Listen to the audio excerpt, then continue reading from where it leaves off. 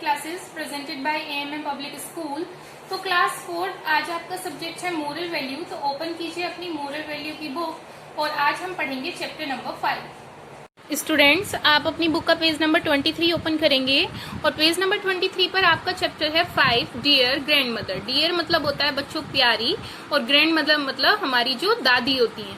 Grand mother को दादी बोलते हैं, दादी को हम, और दादाजी को बोलते हैं ग्रैंड फादर, जो हमारे ग्रैंड पेरेंट्स हैं। तो यहाँ पर आपको प्यारी दादी माँ के बारे में यहाँ पर एक पोयम है, देखते हैं इसमें क्या कहा गया है। लेट्स बिगिन, शुरू करते हैं।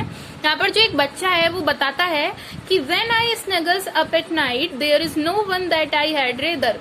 जब मैं रात में किसी से लिपट कर सोना चाहता हूँ तो मेरे पास कोई नहीं होता है या कोई नहीं आता है मेरे पास। Tuck me in all nice and tight then my dear grandmother. मुझे अच्छे से हक करने के लिए, अच्छे से गले लगाने के लिए, टाइट से और अच्छे से गले लगाने के लिए सिर्फ मेरी दादी माँ हैं जो आती हैं और मतलब मुझे अच्छे से गले लगाती हैं, जिससे मैं बहुत ही अच्छी नींद में सो पाता हूँ। Which story would you like to read? My sweet old granny would say. तुम कौन सी कहानी सुनना पसंद करोगे? मेरी प्यारी दादी मुझसे ऐसा कहती हैं या पूछती हैं।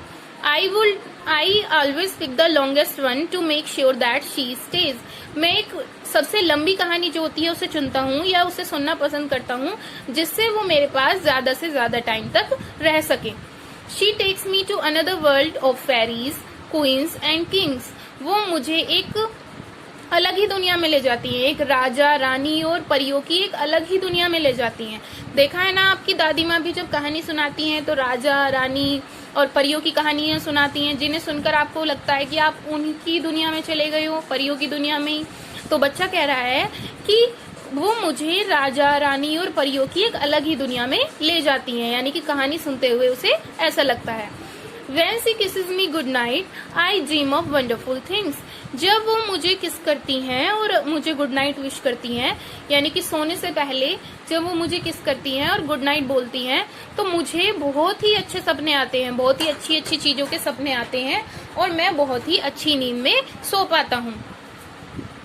तो इस तरीके से बच्चों इस पोयम में आपकी प्यारी सी जो दादी होती है उनके बारे में बताया गया है कि वो कितनी अच्छी होती हैं और हमें कितना प्यार करती हैं। तो इसीलिए इस पोयम का नाम है डियर ग्रैंड मदर, प्यारी दादी माँ। तो इस पोयम से, इस लेसन से आपको बच्चों क्या शिक्षा मिलती है? We must love and respect of our grandparents. They always understand us better than anybody else.